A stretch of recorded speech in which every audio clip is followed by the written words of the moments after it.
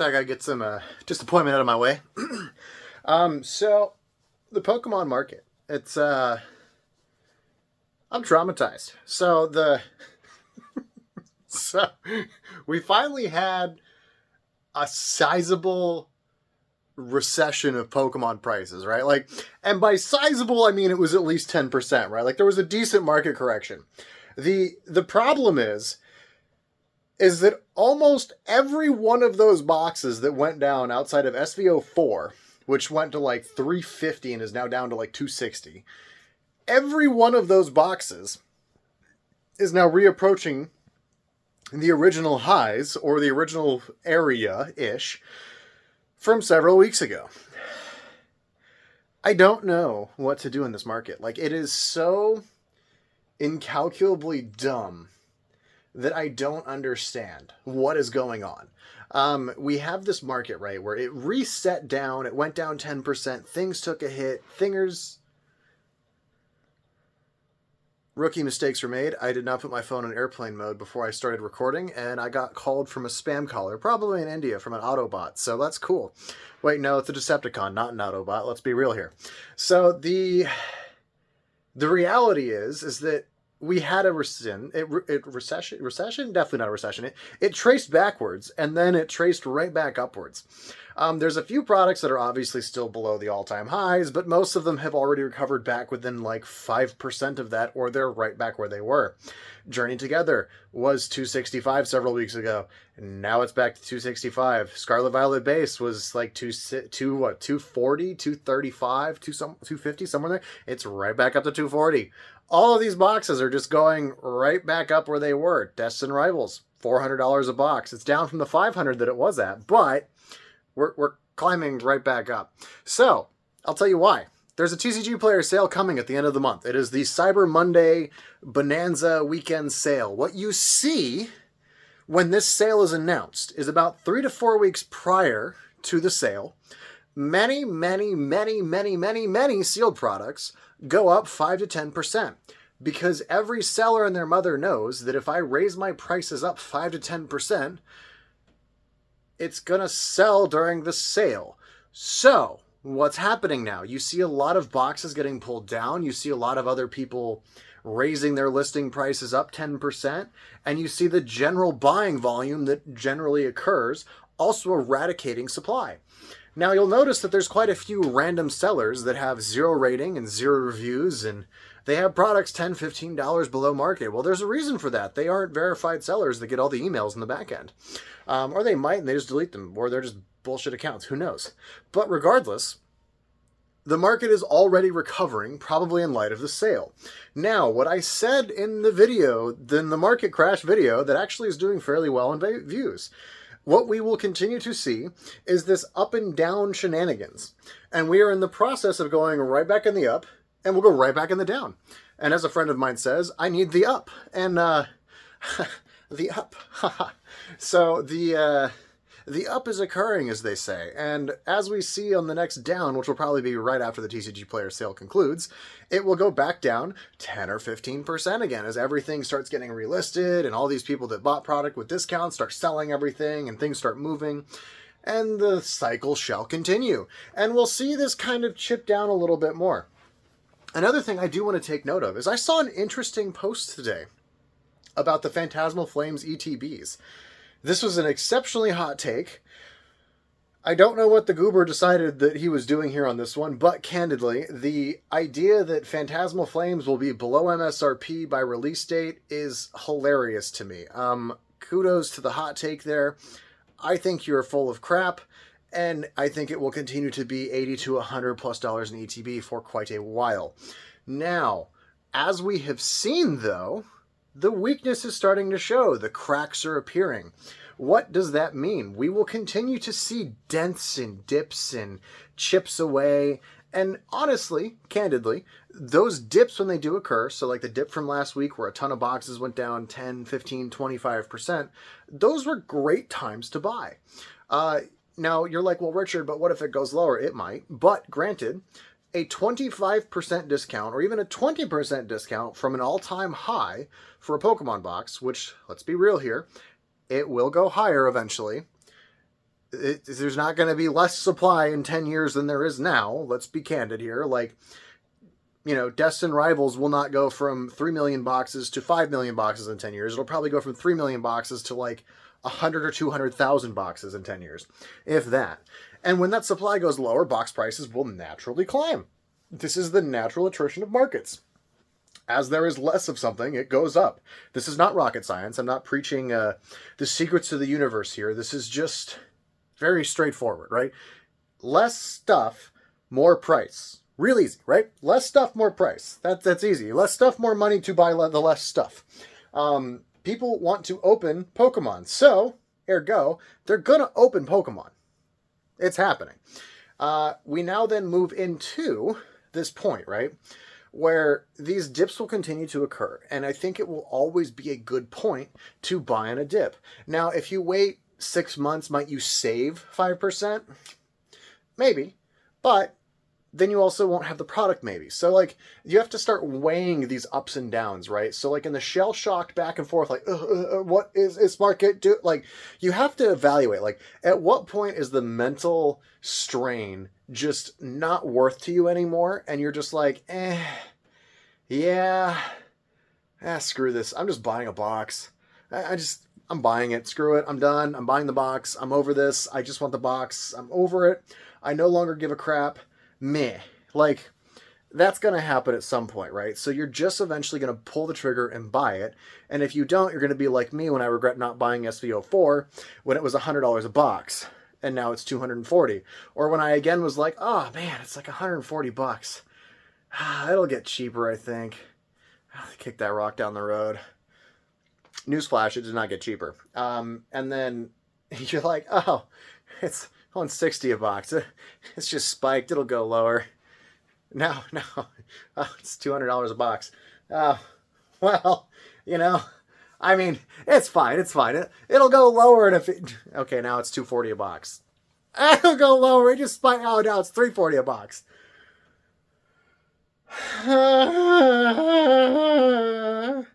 Anyway, that's about how that goes. So don't have the regrets. Just if you have the funds and your mentality is to sit on it for 10 years, just do it.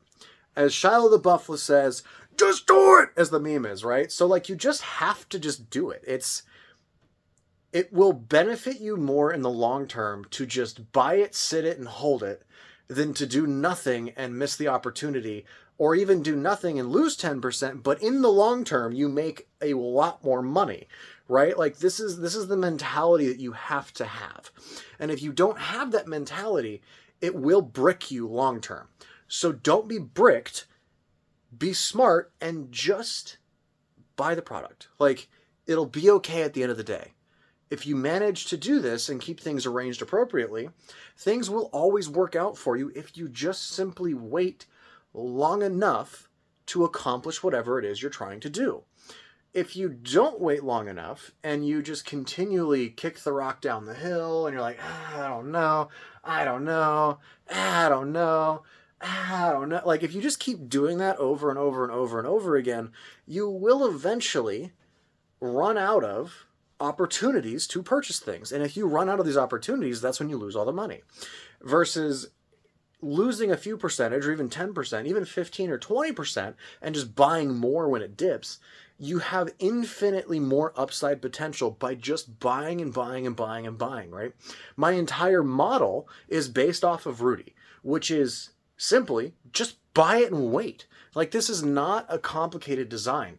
Now, what I have done differently than Rudy, and he does now, I think probably, except, well, I mean, it's Rudy, so he probably buys 5,000 boxes of everything. Let's be real here. Actually, you know what? He buys 1 million boxes, throws them all in his garage, manipulates the market, and then says no one can have them. And then he raises the price by 35 million, 69%, and then tacos your mom while eating a burrito, and then does absolutely nothing but laugh maniacally and evilly while controlling the market. This is total satire, and none of this is real. So let's be real here. That method is so effective. So you just need to just do that. Like it's not fancy. There's not like cheat codes.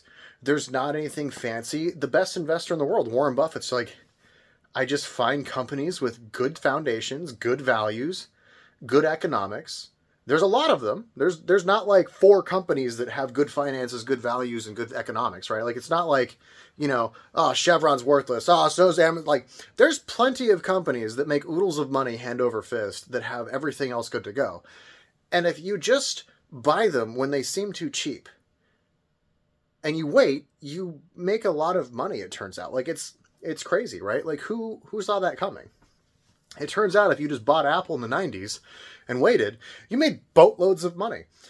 It turns out if you just bought NVIDIA in the early 2000s, late 2000s, you just made boatloads of money. If you bought Bitcoin because you thought it was a good asset and it seemed to have good foundations and good financial backing, it didn't really at the time, but you made disgusting amounts of money, like 1,000,000%. Like, these are things that where if you just look at them, take a moment, and you're like, oh, I should just sit on that, and that's a good buy.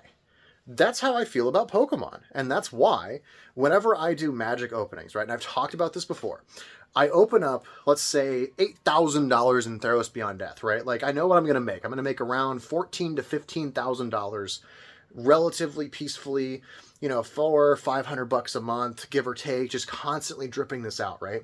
And I'm not in any rush to blow out my singles, right? Like I could sell them all out and I could recoup my money very quickly and I'm just left with the bulk.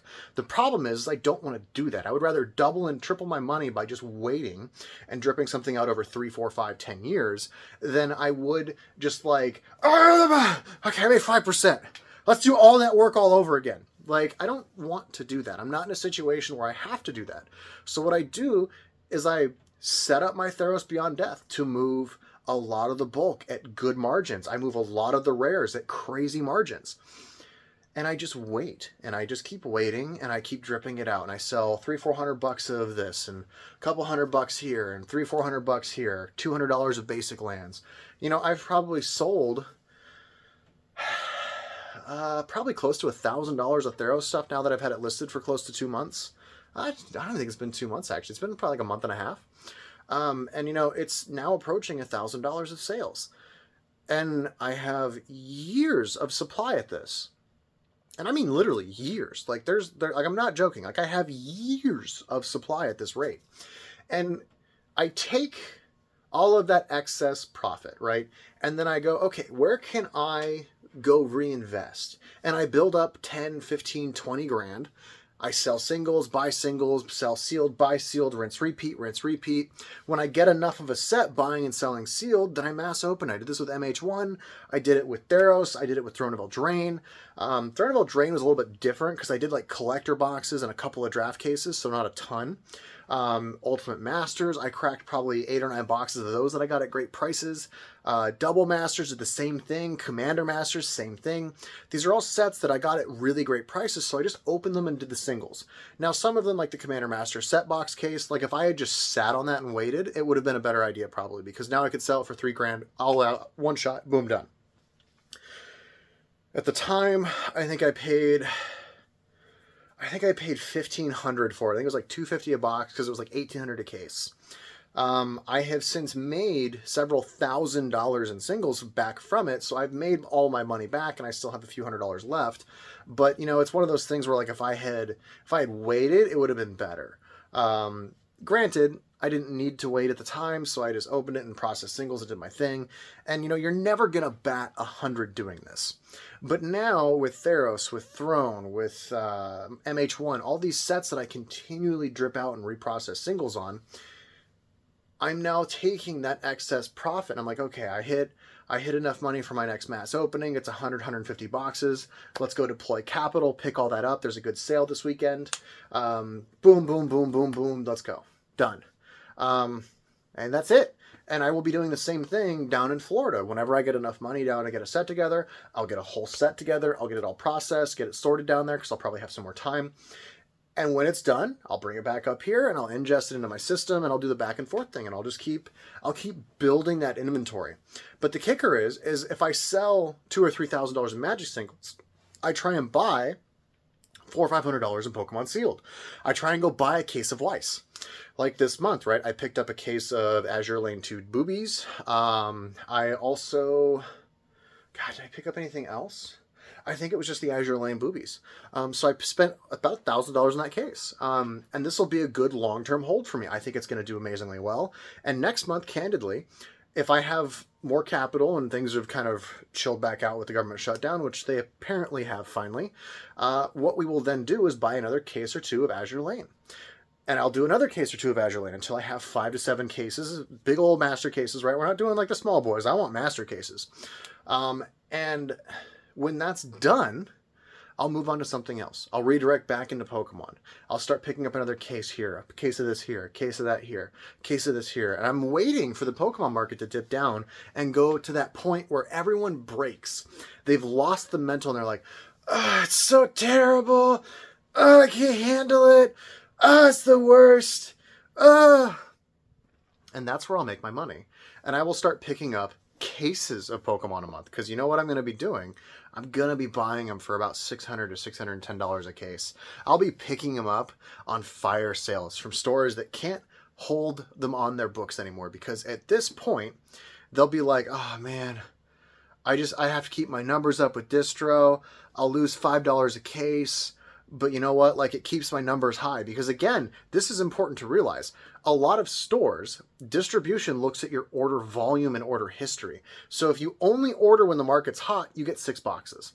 If you're ordering constantly, you get hundreds of boxes, and you get almost hundreds of boxes when the market's hot. And it's like this little like, hey, you helped us out when it was crap and we'll help you out when it's great kind of thing, right?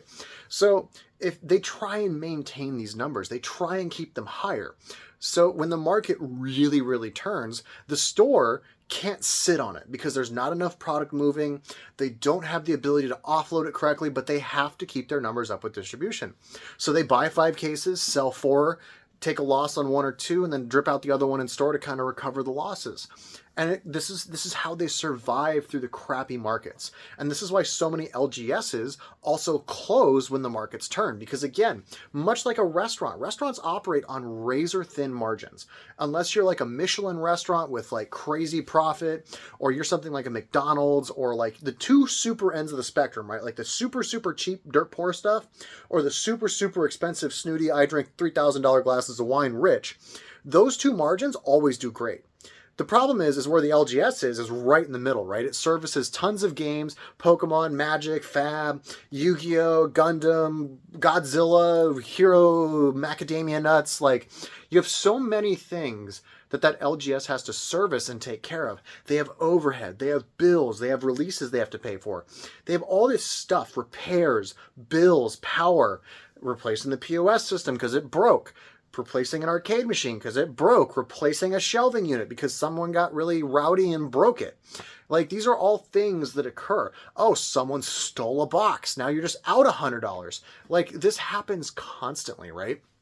So these stores, when the market turns, then they're like, ugh, and they start dumping product. And that's when stuff starts hitting $90 to $100 a box. Everything's terrible. It sucks. Stores can't make money, so the owners are complaining. Then they hear, their patrons hear the owners complaining about how terrible the market is. So, of course, then they go turn around and complain about how terrible the market is. And then everyone just does this for a couple of years and then remembers 3 years later, oh, hey, that was a lot of fun to open. Oh God, it's $300 a box now. Oh my God, it's so expensive. It's so good. And they freak out, and then, you know, this cycle repeats itself again. So, like, you enter into this world of repeated cycles where it's terrible and it's good, and it's terrible and it's good, and it's terrible and it's good. And for some reason, 95 to 99% of people, when the market goes terrible, they're all like, oh, it's terrible. And they just all stop buying. Meanwhile, you have people like Rudy, like me to a much lesser extent because my wallet's much smaller. You know, I'm not obviously in the garage, you know, buying 30,000 boxes, you know, buying out every distribution in the country, buying out Africa and China and Europe and Japan and manipulating the market with my Tonka toy truck. And, you know, this doesn't happen in reality, but like, that's what everyone thinks. So Rudy, with his 1% mentality, not from a wealth perspective, but from a patience perspective, he's like, man, I remember when those boxes were expensive. All the blocks did the same thing, and they all got more expensive over time. He did this with Magic. He did it with Pokemon. And now all of a sudden you have this world that these products just go from $99 to $399. And this is where the real wealth is made. But the problem is you need the mental fortitude to go past those dips and those tanks and just the crap and go, oh, that's underappreciated. Huh. I'm going to get that. I like that. I'm going to sit on that for 5 years. Much like I did with Ikoria. Much like I will do with Darksteel, I think it is back there. Much like I will do with all these Weiss sets. Much like I'm going to do with my Pokemon. Much like I did with Fab. The Hunted was an amazing example of this. I opened it and I was like, oh my god, this set is so good. Like, I was looking at the art and just everything about the set was so good. Yet for some reason, when I was doing my pre-sales, I couldn't sell it to save my life. Like, no one wanted it. And I'm just like, why? I'm like, dude, you're going to regret not buying this. And I had multiple people be like, I'm just going to skip. And it went to $600 a case. I had almost 100 cases. I'm down to like 12 or 13 now. Think about that. Like, I opened a couple for videos and lost money and whatever, but like, I've sold 60 plus cases netting over $500 a case. Like, think about that. That's over $25,000 off of 50 plus cases at 500 net. My cost was $12,500. And that was back in the days when I was able to get discounts by ordering 1,000 plus boxes. So I got cheaper than the $60 a box. Now, I can't get products to save my life. I think for Super Slam, I was paying $66 or $67 a box because they raised the prices because the demand's incredible. We can't do the 60 and honor the discount or the volume. If you want 20 cases at 60, we'll do that. But if you want your full order, you have to do 67 because otherwise we're not going to guarantee it. I'm like, okay, you guys suck, but fine. And I bought boxes and I sold them. I sold out. I had 2 cases to my name when I was done. 2. I now, again, the same thing. I have an option on, I think it's 75 or 80 cases. I can't find buyers. It blows my mind. And I'm sitting here and I'm like, oh my God, the government would shut down right now and I can't pick this up in cash. And I'm just like, okay, what can I move to make this happen? Because I desperately would like this. Like, please, I want this so bad. Like, please, just someone let me have it, please. And I can't find anyone to buy it. And I can't help but look at it and be like, this is gonna do well. It looks good. It's a good set. It has good playables. There's nothing wrong with it. And no one wants it. And I'm going to keep buying, and I'm going to keep buying, and I'll just wait. And here's the kicker. At one point, I had over 1,000 boxes of Fab on my shelves, and they were just sitting. And I had Rosetta listed, I had Hunted listed, Outsiders, I had all these sets listed. And I got obliterated the last 8 months on Rosetta, Hunted. My largest holdings, I just got bled down to nothing. And it's been great. I bought so much Pokemon. I bought so much Weiss. I bought so much Magic. Like, it's been amazing, right? Like, this huge turnaround has been fantastic. But the reality is I waited, I bought when it was crap, and I sold when it was good. And this is the entire foundation of this market.